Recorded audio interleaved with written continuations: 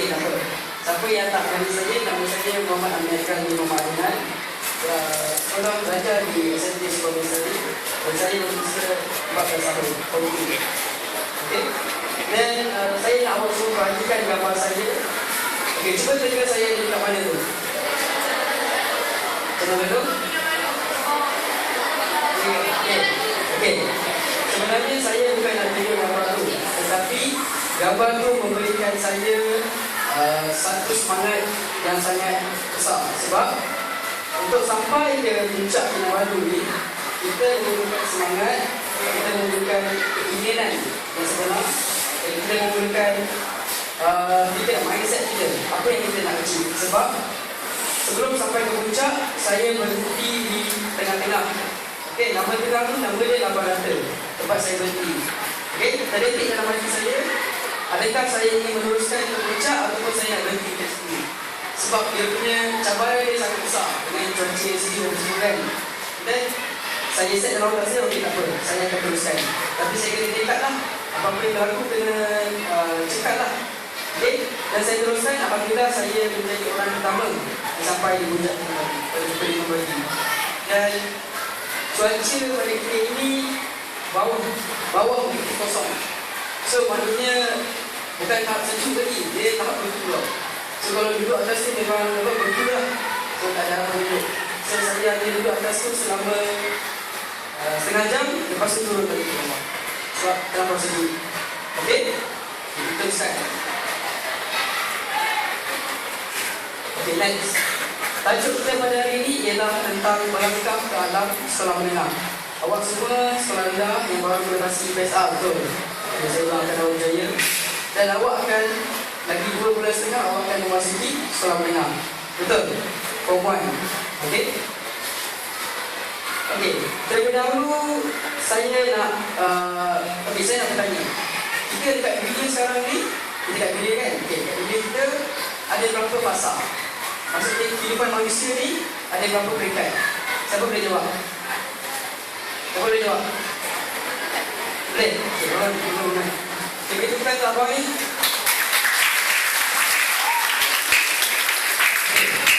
Sekarang beritahu saya pasal-pasal yang awal. Okey, terlebih dahulu kita sekali kita dekat mana? Baik.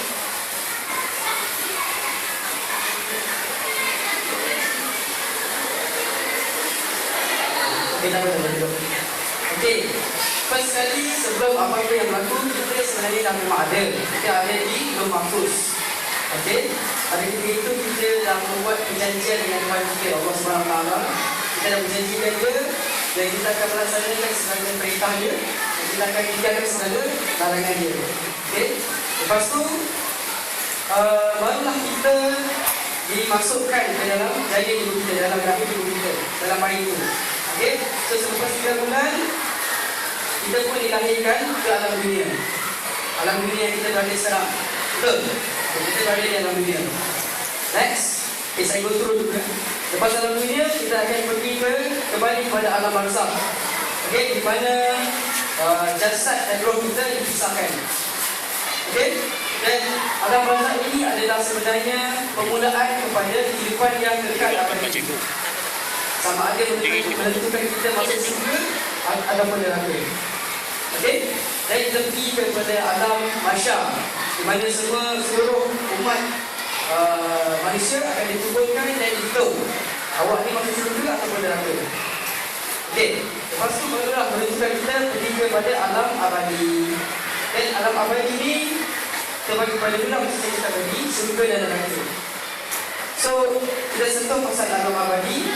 Cuba awak bayangkan, saya nak awak bayangkan sekarang ni dekat dunia ni perkara-perkara yang tidak. Okey, perkara-perkara yang semua yang hebat-hebat, tidak. Contohnya awak bayangkan dekat langit kita sekarang ni, bayangkan dekat langit ni ada sungai madu yang mengalir. Bayangkan sungai madu mengalir. Dan kalau awak nak sesuatu, awak boleh dapat. Kalau awak nak pergi ke mana-mana, awak boleh terbang ke sana. Bayangkan semua benda-benda yang hebat. Boleh bayangkan? Okey, apa sahaja yang awak boleh bayangkan, kena ingat syurga lebih daripada itu. Okey, apa sahaja yang awak boleh bayangkan sekarang, syurga lebih daripada itu. Boleh? Okay, next. Untuk neraka pula. Okey, cuba bayangkan sekarang ni perkara yang kejam, perkara yang memang buruk. Contohnya kat dunia ni, hukuman yang sangat seksa adalah sembelih hidup.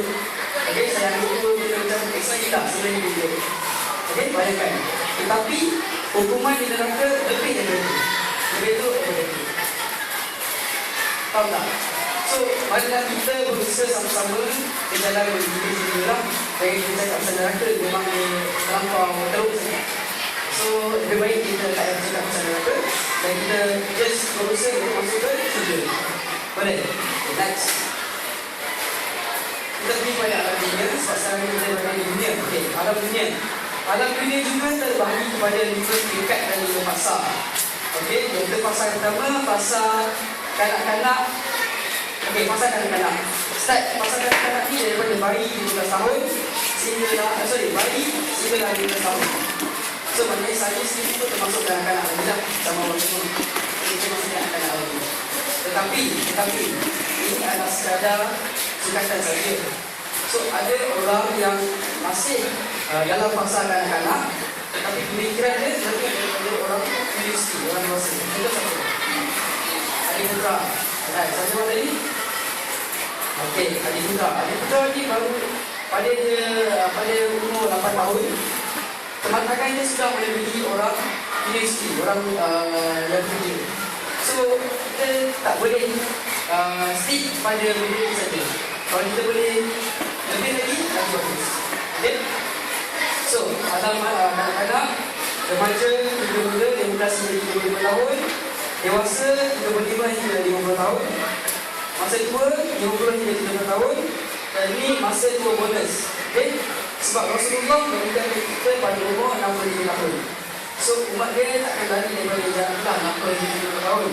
Tapi kalau sesiapa yang lebih daripada 30 tahun, itu dia bonus lah. Tuhan bagi dia rezeki, bagi dia kelebihan untuk beramal lebih. So mungkin ada dekat sini yang ada dia dah 80 tahun, 100 tahun. Ada kat sini? Dia 100 tahun dulu? Ada? Ada.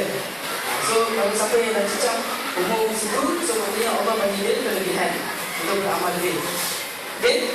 Next. Untuk alam kanak-kanak nak masuk remaja lah. Sekarang ni awak kita kategorikan awak ni nak masuk remaja. Okay, alam kanak-kanak nak masuk remaja. Okay, kita bagikan kepada 3 fasa, iaitu tadika, sekolah rendah dan sekolah menengah. Okey, sebenarnya kita dah mulakan pembelajaran sejak kita daripada dalam janin ibu kita lagi. Daripada kita dalam rahim ibu kita dah mula belajar.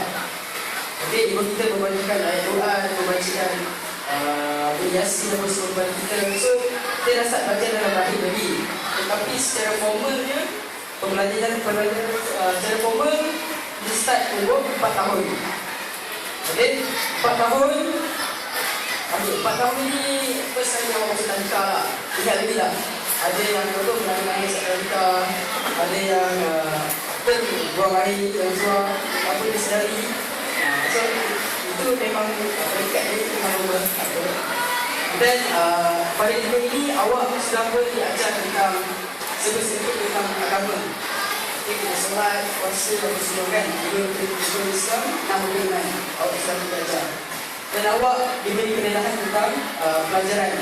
Awak belajar tentang 1, 2, 3, ABC, alif bata. So basic.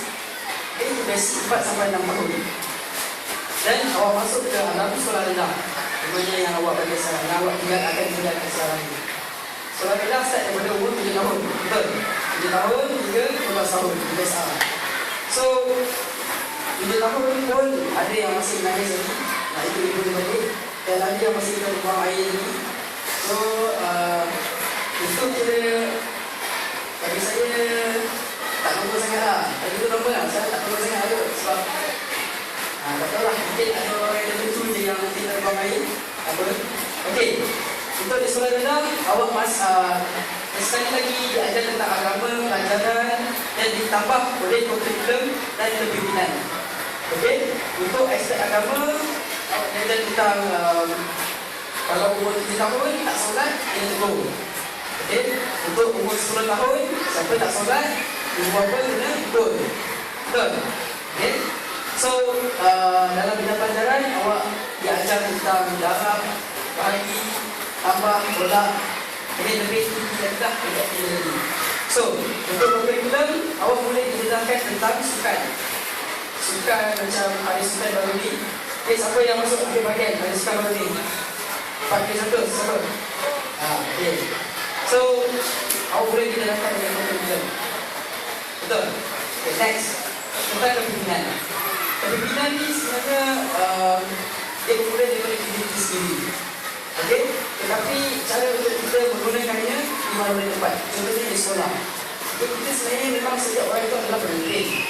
Okey, tetapi siapa yang volunteer dekat cikgu untuk menjadi pemimpin lebih bagus. Sebab dia boleh berasyak dia kepimpinan.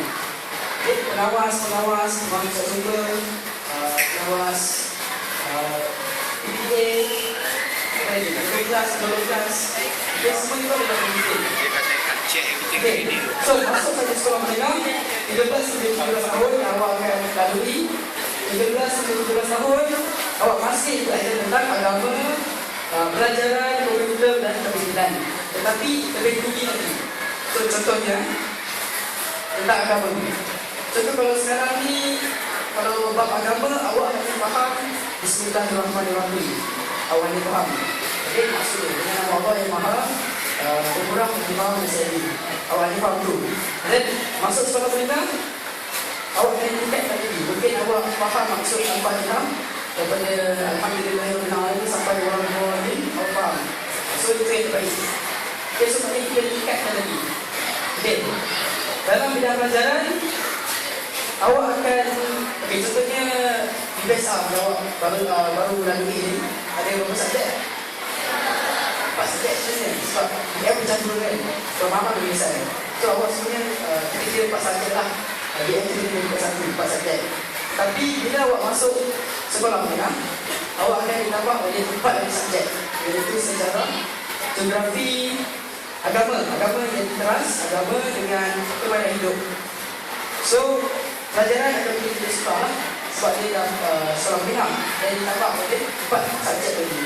So awak kena tingkatkan lagi awak punya disiplin dan semua. Okay, next. Dalam bidang kepimpinan, kalau kita cakap pasal kepimpinan, saya bagi contoh senang pengawas lah. Kita ambil contoh pengawas. Kalau di sekolah rendah, memang awak ada sama pengawas, tetapi segala perancangan untuk tugasan awak, segala perancangan adalah dilakukan oleh cikgu. Betul? So, pengawas itu hanya menjalankan tugas saja. Betul tak? Cikgu yang merancang, pengawas menjalankan tugas. Okay? Tetapi di sekolah menengah, segala perancangan pengawas juga. Okay? Perancangan pengawas juga, tugasan pun memang pengawas juga. So, untuk menghasilkan satu benda yang baik, untuk menghasilkan karya yang baik, so perancangan itu bagus lah. Pengawas kita ada berkumpul, and then untuk merancang sesuatu. So kalau hasil perancangan tak bagus, hasil pun tak bagus lah. Okay, contohnya macam bulan 4 lepas, saya sebagai guru pengawas sekolah menengah bersama dengan tim-tim saya, kami 3 minggu sebelum tu kami berkumpul, buat meeting, dulu sekali.